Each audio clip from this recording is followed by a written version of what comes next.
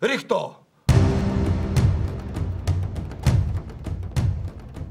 Το ερώτημα είναι εύλογο, αυταπάντητο και το είχαμε εξαντλήσει στο προηγούμενο συμβούλιο. Δεν αμφιβάλλει κανείς για τα δικαιώματα των συνανθρώπων μας, κύριε Καλούρη, αλλά δεν μπορούν να έχουν περισσότερα από τους αυτόχθονες. Έχουμε εξαντλήσει κάθε μήκια δηλαδή.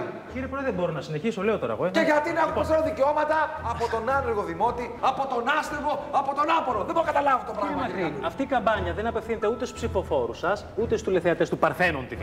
Ωραία. Γι' αυτό δεν υπάρχει κανένας λόγος να λαϊκίσετε.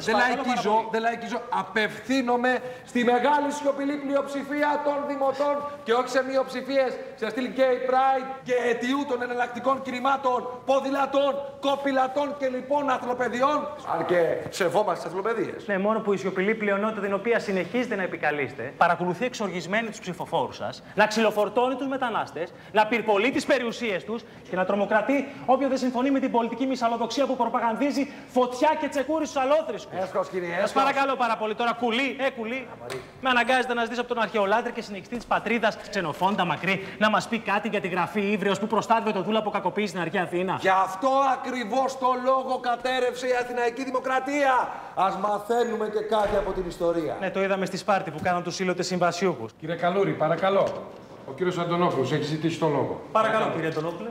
Κύριε Καλούρη, μαθαίνω ότι ο νεαρός της Αφίσας, ονόματι Αμίρ, λέγεται... Σαλίμ Καν. Σαλίμ Καν.